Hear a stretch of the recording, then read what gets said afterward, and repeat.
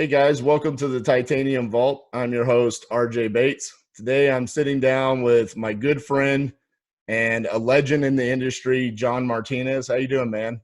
Man, I'm good, RJ. Good to be here with you, man. Yeah, this has been a long time coming. For people that don't know, John and I are in a mastermind together. Actually, we're in two masterminds together now. Yeah. We've been in investor field together for probably about 2 years now. And he's recently come on board with Next Level Flipping as one of our service providers and members. And timing hasn't worked out, but I've looked forward to this interview. I'll be honest with you, John. It takes a lot for me to get nervous before an interview. Today, I actually woke up, man, and I was like, man, I want this one to be so good. I want to make sure I ask the right questions. So I'm super excited. So for people that don't know you, if you don't know, you got to look him up. But for those that don't know, Yeah. kind of briefly explain what it is that you do within the real estate investing industry. Yeah. So real simple. All we do is help investors and anyone on their teams that are buying houses, acquisition managers or agents. We help them buy more houses by, I guess it's sales training, but it's really just, hey, what process do you use? What step-by-step kind of sequential process can you use to guide the conversations you have with home sellers so you can lock down as many homes as possible, turn as many leads as possible into deals? Right. So I don't think I've ever heard this before. Yeah. How did you come up with this niche within our industry? How did you fall into that role? Yeah, I literally fell into it, man. It was, I wish I could say like I had this grand scheme and like all the dominoes fell and it just, worked out. But I've been sales training for a long time. And I got called into a call center close to where I live, and the call center produced leads for investors and real estate agents. And they were kind of not struggling, but I think they did at the time like 400,000 a month in revenue, but it hadn't grown in about a year. So they brought me in. I rewrote their scripts and trained their staff on the phones. I knew nothing about real estate investment. The most I knew was like the signs you see on the road for, Right. we buy whatever. And so anyways, I did it. They called one of the investors. The investor said, "Hey, listen, you guys have been calling me for years. This is different. What's changed?" He signed up, but he said, "But I also," they said, "Hey, we got this sales trainer. He rewrote all of our stuff." He goes, "Get me put me in touch with them." So long story short, I talked to that investor. He said, "Listen, I buy houses, down in Houston, Texas. Will you come and train my team?" I said, "I have no idea about that business, but I'm happy to come down and train your team." So he was in a different mastermind. His name was Will Danker out of Houston. And it worked out really well. He told some of his buddies in that mastermind. And within about 3 to 6 months, I shut off every other industry I was working in just to focus on real estate investment. And that's really where I've been for, man, 5 years maybe. I tell people all the time when they ask me about you, I tell them, I'm like, I'm blown away with how you carved out this niche for yourself. And I mean, you own it. I mean, I have to say, I mean, every successful investor out there, I mean, when they ask like, hey, how do you train your acquisitions people or sales training, or how do you talk to motivated sellers? I mean, people bring up John Martinez, or I'll see posts on Facebook groups and they'll tag you in it. And I mean, you give out so much free content Yeah. out there. I mean, we use a cold calling script in our office that we just literally took off of a Facebook post that you just posted out there for free. I mean, it's amazing the niche that you've carved out for yourself. And I think that's something that as entrepreneurs, we should all strive to do. I mean, it's something that we've struggled with and something that we're changing in our business because we wanted to wholesale, we wanted to flip, we wanted to own rentals, we wanted to do owner finance. And what we found out was we weren't really good at any of them. We had the ability to be, but because we tried to be good at everything, we really weren't great at anything. And so I've always looked at people like you with this eye of admiration where it's like, man, you became so laser focused on, like you said, you carved it out where it's just real estate investors. So you do not consider yourself a real estate investor, correct? No. I have bought a lot of houses. Just kind of when I got deep into this niche and I knew this was going to be a big thing for us, just the market was pulling us into the niche or the REI investment space so strongly. When I started the sales training, I would literally go from office to office and spend 2 to 3 days driving around in the car with the investor or their sales team. And for the first day and a half, I would just buy houses, and then I'd flip it and I'd watch them and give them pointers. So first 6 months to a year, I probably bought 100, 200 houses, but I never actually flipped one or was an investor of any kind. You were just kind of showing them how to do their job, basically. Yeah. And I had to get good at it. I had to know what I was talking about. You know, being in this space, being an educator, I had to, you know, walk the walk, I guess. Right. So what I want to do is, I have had the blessing of being able to witness you kind of speak about this process.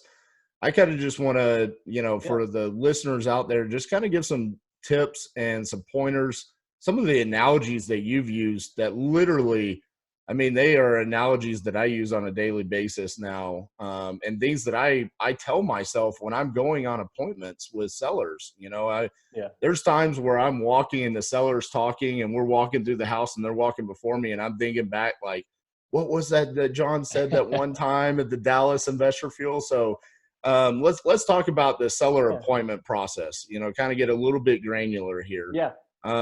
What are some of the tips that you give when you first show up for an appointment and you're meeting with a motivated seller? Say a cold caller set the appointment, so you've never actually spoken to the seller before. What are some tips that you could give there? Yeah, so I think the most important thing is just to kind of relax the environment. You know, any type of sales situation, really any situation where we don't know what to expect, people are a little uncomfortable. They're a little anxious. And whenever we're anxious or uncomfortable, we tend to want to cut that experience short, or, you know, there's not a lot of conversation. So the first most important thing is really just kind of relax the situation. And in a sales scenario, the easiest way to do that is just kind of, you know, set some simple expectations. Hey, here's what we're going to do. But then even more important than that is just say, hey, listen, you know, this may end, you know, maybe we'll buy the house, maybe not. Doesn't matter. Let's just go through the process and let the cards fall where they may, and relieve that pressure. So, you know, if I was walking into a house, the major points I'd hit is how long it's going to take, what we're going to do. And then at the end, you know, no pressure. So it might sound like, hey, you know, thanks for inviting me over. I know we haven't met yet. Typically these things, you know, run 25, 35, 45 minutes, depending on how much you want to talk and how many questions you have for me. Really just want to take a tour of the house, chat with you about what you need, what your situation is. At the end, I'll give you an offer. If you love it, we'll talk about what we can do next. And if it doesn't work for whatever reason, no sweat, we gave this thing our best shot. So that's just a really easy way to ease into a sales call and just start to kind of settle the nerves down so we can have a good conversation. So I've got a question for you, because this was a heated debate within Next Level Flipping Rising Stars program. Okay. Ryan Robeson and I, we both did a Zoom call about seller negotiations. Okay. And what we found out is that Ryan and I are both pretty good closers. Yes. About the same close rate, but we have polar opposite styles and the techniques that we use within the seller appointment. Yeah. And one of those major differences was, when I walk in the door, I kind of allow the seller, I read the seller to see what they want to do first. Do they want to immediately show me the house and just talk about real estate? Or do they want to sit down at the table and tell me the sob story about my husband just died, or I just inherited my mother's house, or whatever their story is, and allow them to do that? Ryan is dead set on, he is going to go sit down on the couch. He is going to ask for a cup of water, and he wants to build rapport right off the beginning. I actually prefer to walk the house and build rapport with the seller while we're walking through the house. Yeah. Now, when you know, train people and you talk about this process, is there a preferred method that you have, or do you kind of just leave that up to the actual acquisitions person? Yeah, so I have a preferred method, and I'll tell you what it is and why, but you're actually both right. It's because the first step is to, you know, you want to build that rapport. So Ryan finds it easiest to build rapport just by, sitting down and starting to chat. He is unique though. He's obviously well seasoned. He's been doing this a long time. That's his comfort zone. And if that's your comfort zone, go to it, build that rapport first. I prefer walking the house just because it gives me an opportunity to chit chat, to have small talk and start to warm up. It's just natural. You're just walking around, showing the conversation isn't super deep. Now, also exactly what you do, I do. If they start pulling me, if they're ready, if they start opening up and they're pulling me in a certain direction, I'm not going to stop it and say, no, it's not time for you to open up. I got to walk the house. I'm going to let it go there, because essentially we're trying to build rapport so we can have that right conversation. If they dive into that conversation early, then yeah, let's go there. What I've seen in most of my appointments is the first room that you walk into, maybe the dining room or the living room. It's a little bit awkward. They're trying to fill me out. I'm trying to fill them out.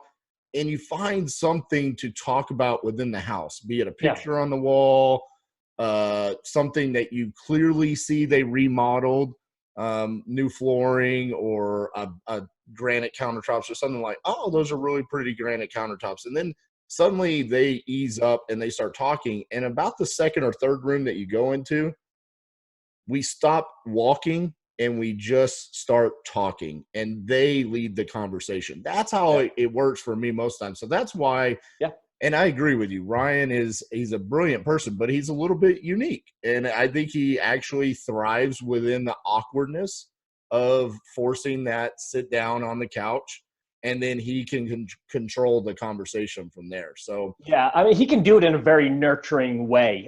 So the way he controls someone like me, I'm going to be a little bit too awkward. And if I try to control that conversation and push, people are going to feel pressure and shut down. I've personally spoken to Ryan a number of times, and I just know he's got that skill set where he can push, where at the same time being very nurturing and make you feel like he's not pushing, make you very comfortable. So if you can do that, you can go for it. But the bottom line is we need a little bit of rapport so we can get into this thing. Yeah, and I have to be very careful because I have a very domineering personality. So if I'm like, hey, we're going to go sit down, this is what we're going to do, it suddenly becomes where it's like I am almost too aggressive. Holding them hostage? Yeah. Yeah, and it's like, so I almost have to kind of keep my mouth shut and be I have to relax myself. Yeah. Because I care so much about the situation, right? I mean, think about how much it costs to generate the lead, and then how much your cost per acquisition is. And so you're looking at that, and there's times where you're on the lead where it's like, man, I need to close this one. And so you care so much about, your company and your family and what you're trying to accomplish during that for me, it's natural to be just uber aggressive. And so I have to kind of relax myself, almost tell myself to breathe and just remember I'm there to solve problems, It's not just that. It's sometimes you get into the situation where you will any investor can instantly recognize this is a perfect fit. Like, this is something I can help with. They're in a bad situation. I can put them in a good situation. There's so much I can take care of. And you recognize that. So you immediately want to start telling people, here's how I can help you. The problem is that doesn't work. You have to get them to realize you can help me, and these are the ways you can help me. So sometimes it's really hard when you see a situation you can help. It's really hard to go, keep your mouth shut and let them discover this on their own. Let it almost be their idea. Because if we start convincing, they're going to start pulling away. So they have to discover it and all this stuff on their own. It's really hard to stand back when you can help.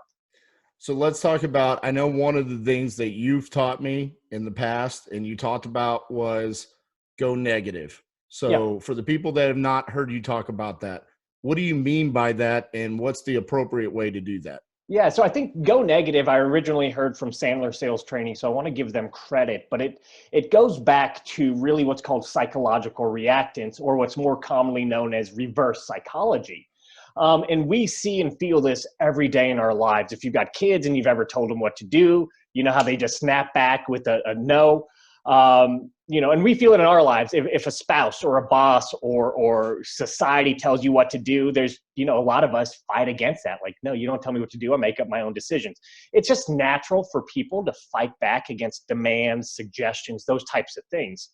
So because, once you realize that people are naturally resistant to anything you want them to the way you want them to think or the way you want them to answer questions or anything, you start actually doing the opposite. So, a quick example, this is a real world example from my son, Jackson. There's a point in time where the only thing he ate was Panera macaroni and cheese. So we literally lunch and dinner had to go through the drive-thru and get Panera macaroni and cheese. It's all he would eat. Eat this, no, eat this, no. Eventually he stopped even eating that. So what we had to do is put it on the table and say, you can't eat that. And then he'd say, like all kids do, but I want to. And we finally give it and let the kid eat. So we use that same technique with sellers. So what it does is, it uses that natural tendency to resist, to fight back. It uses it in our favor. So for example, instead of saying, hey, listen, I could tell you're in a bad situation. You probably want to sell and sell quickly. Instead of saying that, you do the opposite and you kind of push them towards the no. Like, hey, listen, I get that this is not the easiest situation. But the more I talk to you and the more I feel things out, it's not feeling like it's urgent. Like this isn't something you've got to, you're feeling an urgency to take care of soon and then just step back. And you let that tendency to push back kick in and they say something like, they start selling themselves. They start discovering all the reasons why it does make sense. They say something like, no, it is kind of urgent. Well, why is that? Well, I can't do this for much longer. And I didn't tell you about these bills that are popping up. And if we don't do this by this date, and that's how you help them self-discover all the reasons why they would do business with you. Yeah. And I have to say, just going back, I guess we're going to showcase Ryan a little bit on this. I've seen Ryan do this. That is one of his most brilliant abilities as a salesperson, is to force the seller to become the salesman, and it's weird because, you're a sales trainer, but in all reality, we're not selling anything. We're buying. I mean, this is one of the weirdest things as real estate investors, is that we are coming in and we are trying to buy something. So in all reality, this makes complete sense to actually make the seller become the salesperson. Yeah. Why do I want to buy your house? Like, hey, not all houses are a good fit for me.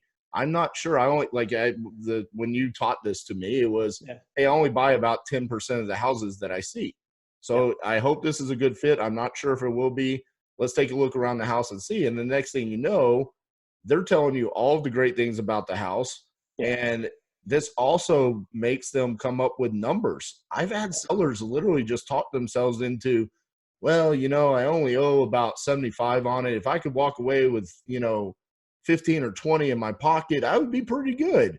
Yeah. The next thing you know, I didn't even have to ask them numbers. They brought it up. They broached the subject, which is always one of the hardest things to do, is talk numbers. And so I love it. That's why for me, when I walk into a house, I immediately set those expectations. I kind of briefly give like a 1 or 2 sentence, like go negative, and allow them to walk the house and show it to me, and then just let them do majority of the talking. And like I said, maybe the first or second room, I'll give them a slight compliment about something in the house to make them ease. And then from there, normally they stop themselves and tell me their extreme motivation that they have. Yeah. And that's really it. It's really just about removing any pressure or fears or anxieties. And once you relieve those by going negative and building rapport and things like that, then they just feel free to talk, to open up. It's a safe environment. So if I was to boil sales down into that, it's just really creating a safe environment so people can, discover their reasons for doing business with you. Yeah. And that's what the best of the best. I'm going to use an example of something that happened with me and Cassie recently that most people don't talk about when it comes to sales training, because we're talking about how do you actually acquire the property. Well, some of these tactics also help save your time. Yeah. We went into the house and we brought up, we went slightly negative, like, we don't buy every house, blah, blah, blah. He understood. Well, what that led him to do is explain he had zero motivation to sell this house. Yeah. He actually wasn't motivated. And what he then explained to us is, hey, I appreciate you telling me that you don't buy every house and you're not going to come in here and lowball me and try to force me to sell my house. The reason why I brought you here today is not to buy this house, but I'm in charge of someone else's estate and they have 3 houses that they need to sell. And I didn't want to deal with a bunch of hardcore closers that were going to come in here and pressure me. So now I'll let you go see those 3 houses because I wanted to use this house because I know this isn't an investment property. There's nothing wrong with it. I'm not motivated. There's no pre-foreclosure. There's nothing. So because we went in there and we kind of went negative and said, hey, I don't really think this is a good fit for us. There's no motivation. And he appreciated that. So that's something that, I think we don't ever really talk about. It's kind of saving our time. I could have spent easily an hour trying to go down all of the quote unquote sales techniques. Yeah. It would have just been a massive waste of time. And I wouldn't have gotten that lead on those 3 houses. That's the beauty of going negative is when you're pulling towards a no, sometimes you actually get there. And then you realize, oh, this should be a no. These are the reasons why it is a no. You can do whatever you want to with that information, but you're not just trying to, you're building good relationships. It's crazy. Sales has such kind of funny, real estate investors and salespeople kind of don't have the best reputations, right? Right. But the funny thing is that the very best in both industries just want to help. And they're 100% honest and truthful. And the crazy thing is wow, when you have an honest, truthful conversation and literally try to help people and don't have an alternate agenda, you actually do more deals, have better conversations, develop better relationships. It's for me, when I learned that, it was eye-opening and it was a huge relief. It was like, I don't have to be a jerk. I can be a great person, be very comfortable with what I do, happy with what I do, and by the way, blow my competition out of the water doing it. I think that's amazing, and more people need to hear that. Yeah, and the other aspect of sales and running an appointment that I think most people don't want to touch base on is pay attention to your surroundings. Like, be aware of what you're looking at. And this particular lead, when we pulled up, this is the end of summer here in Fort Worth, Texas, okay, and the beginning of fall. There is not one piece of green grass in the state unless it is a very well taken care of yard. When I pulled up to this man's yard, this was the greenest yard. I mean, it looked like a golf course. I mean, right off the bat, I'm going, what am I doing here? Like, where is this guy finding motivation? He lives here, so it's not like he inherited it or anything like that. So right off the bat, I was already hesitant of what am I doing here? This guy doesn't have a financial distressor. There's not like something underlying here that I'm not aware of. Yeah. And that's what kind of led us down that path. And it worked out. I mean, we didn't get the 3 houses. We made an offer on it and it didn't work out, but it still gave us that opportunity. So, it's a very interesting way that we have to go about things because we're trying to sell ourselves, but we are buying something.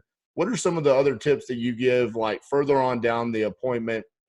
After the initial, once you kind of get down to the meat and bones of the appointment, what are some other tips that you have? So I'll hit 2. So one is when you're finding out about their motivation, when they're talking about it, try to keep going until you can find out, whatever's happening, whatever the motivation is, keep going and digging until you find out how that personally impacts somebody. That's where the real motivation is. So you can literally ask, and I've asked this before. Sometimes, I'll be on an appointment, in this industry or others, and I'll just say, listen, I'm hearing a lot of stuff about why it might make sense to do business together, but what I'm not hearing is, how does this impact you at all?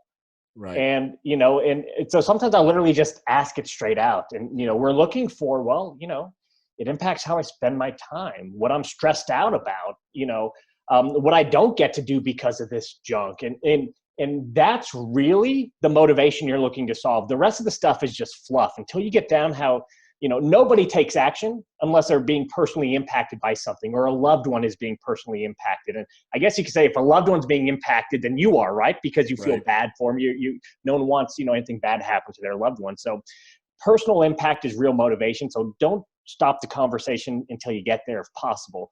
The next one, I'd say the biggest tip is for the very end of the appointment. And it ties right back into how we started this conversation going negative. And it's the ultimate, right?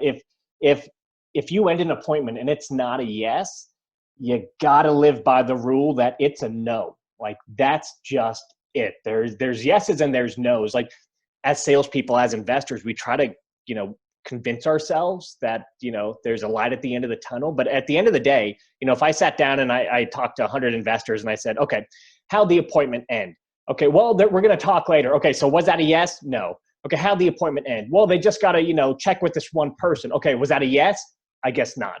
How'd the appointment end? Well, they said it's absolutely awesome. They love us. They're signing the paperwork in 30 minutes. Do you have the paperwork? No. So you got to understand that anything other than a yes, that is 100% a no, and you got to call it like you see it. So if you get to the end of an appointment and you didn't do a deal, then you just got to say, listen, I'm not sure where this will go, but I think we just got to call it what it is. After everything we've talked about and discussed and looked at, if we're not comfortable, either one of us, with moving forward, it's got to, at this point, we got to call it a no, so we both know how we're moving forward. I've got other houses to look at. I need to know, I'm running a business, so let's just call it what it is. And the reason why this is so important is because there's no bad outcome. There's only three things that happen. One, they do the deal, right? Sometimes we don't do stuff until we're forced to. Right. It's like, well, if I'm going to keep thinking and thinking and thinking, and when my back's up against the wall, I'll decide. Sometimes that's the moment, and they go, you know what? I've dealt with this crap long enough. Let's just do it. Not a bad outcome, right? Right.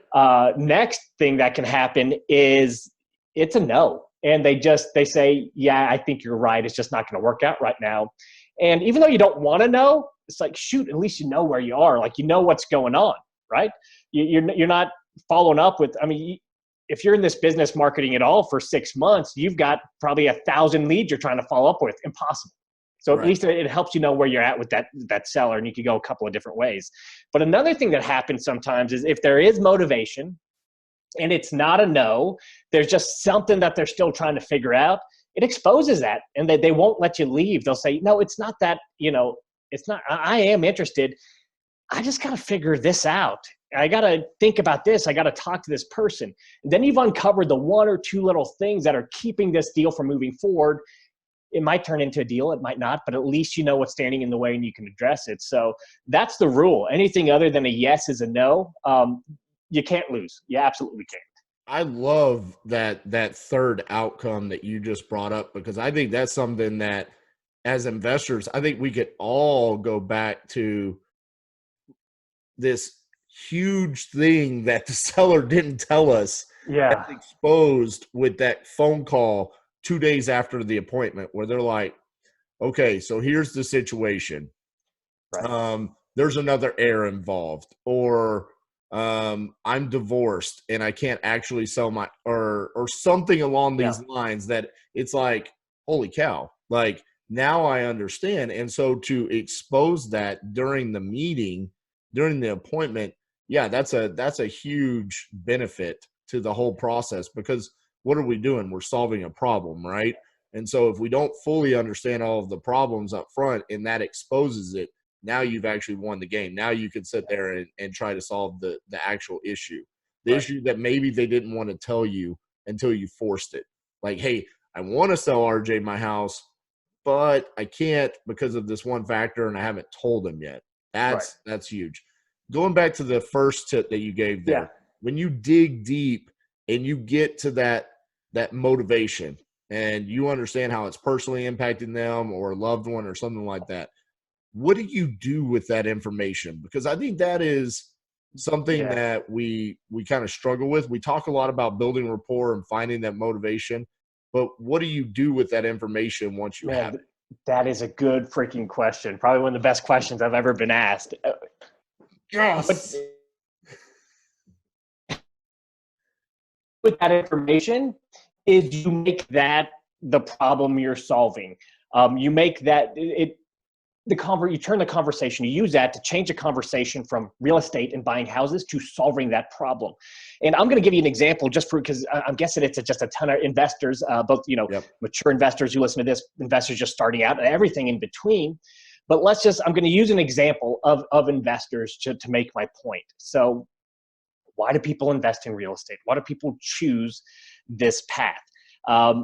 You might love real estate, but no one does this because they love real estate, right? Okay, let's get to personal impact. So why do you do this? Well, I know investors make good money. Okay, so why is that important? Well, if I make good money, then, I don't have to worry about money anymore. Okay, why is that important? Well, because I haven't been able to do these things and I'm stressed out and I don't have the relationship with my family that I want to. Are those things important? Right? When you get down to personal impact, you can then sell anything because personal stuff is everyone wants to solve it. So, for example, if my sales training was $100,000, here's how I'd sell it, man. I'd sell it just like this. Hey, okay, will you role play with me? And you could be as honest as you want to. Yeah. So, RJ, why are you a real estate investor? I want freedom of time, and I want to actually create generational wealth for my family. Okay, sounds important to you. Two things there. Freedom of time, what's that mean to you? Probably different people, different definitions. Yeah, I mean, for me, I think it would be traveling the world, spending time with my family. I actually want to be there. I think right now I miss out on, Trinity's hockey practices sometimes, Serenity's dance practices, and I don't want to miss out on those moments. Yeah, I mean, I got 5 kids myself. When I miss that stuff, it sucks. Yep. I feel it, and I feel regret. You same or kind of different?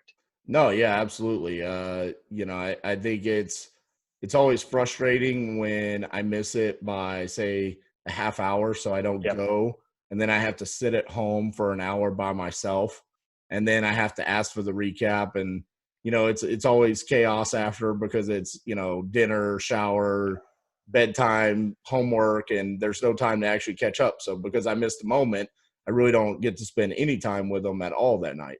Yeah, and for me, it sometimes you think it's okay, and you know how resilient kids are, but you get to that point, and I've hit this with a few of my kids, and it's been a wake up moment for me. Example: my oldest daughter, 16 years old now, doesn't pay me any attention, right? Like you almost think like it doesn't care if I'm around at all. Had an orchestra concert a couple months ago. I went, I watched her play, and everybody else. It was a couple hours long. It ends. I go to the car because I think I'm going to embarrass her if I pick her up at the step right there in front of her friends. So I go to the car. She is livid with me, upset, hurt, crying because I was not there waiting for her. And you start to see that type of impact, and it breaks your heart. So I get, I mean, have you had any of those moments with your kids where it hits home, it's real? I had it last night, actually. My son got glasses, and I was on a call when I got home, and it was a very important phone call. Yeah.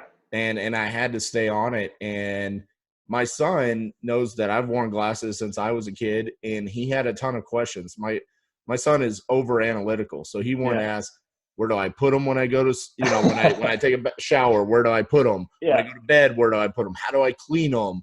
What happens if a football hits me in the face? Like he had all these questions, and I wasn't there. And so actually when he went to sleep, he was upset. So I had to go wake him up and kind of tell him, hey, I'm so sorry. And so, it was, I had that moment last night, actually.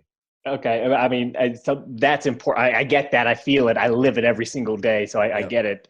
Let me ask you this. Let's pretend my sales training was $100,000. Okay. Let's pretend for a second that you could go on half the appointments in half the markets and close just as many deals. So you could gain that freedom of time and you never missed another moment. If you believe that, if you were confident that you could work less, get the same amount of deals, and maybe you're going to still miss some of those moments, but half of them that you are missing now, you wouldn't. Right. Is that worth $100,000 to you? Yes. Okay. See, it's a no-brainer. So what I mean by that is that's the problem we're solving. So if I was selling you sales training, I'm not selling you on the conversation's not about, well, how important are increasing your close rates? It's what's personal impact. And then to answer your question, that's what the sale becomes, is how important is that problem to solve? And then here's how I can solve it.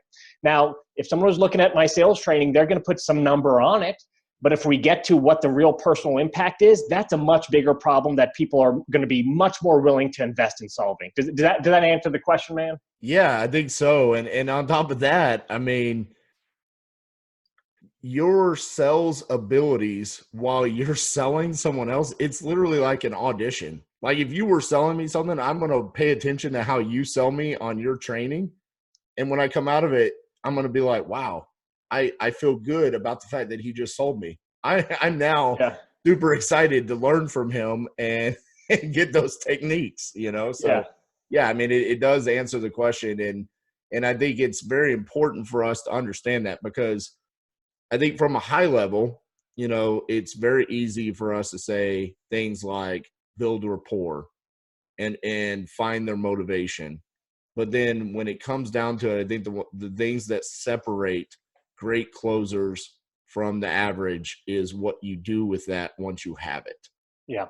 What do you do with the rapport? What do you do with the motivation? And how do you solve the problem? Those things are key.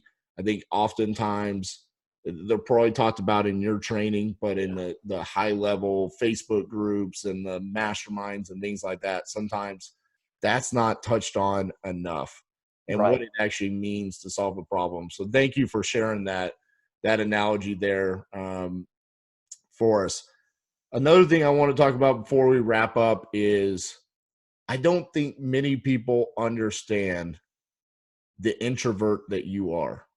Yeah. And it's amazing to me that you've been able to overcome that, to become an industry leading sales trainer, and you get up in front of people and you speak in front of hundreds of people in your sales training programs, and you do YouTube videos all the time to promote your business. Yeah. How have you been able to overcome that?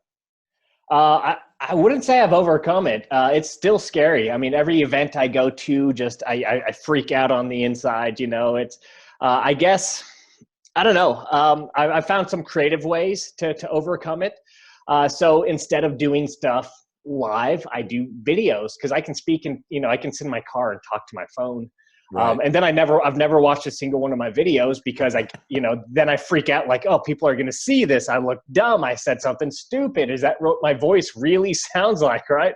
So I just find workarounds. So, you know, I just started a new Facebook campaign for a different business I have. And I looked, and in the last 3 days, the videos have touched 350,000 people. So that's a way I recorded it, you know, the stuff in the privacy of my home all by myself. And I got the message out to 350,000 people without having to, you know, stand on stage or do any of that. So a lot of stuff, you know, there's workarounds. And then whenever it is time just to speak to people, I suck it up and I do it. But it's, I don't do it often anymore, just because I found workarounds.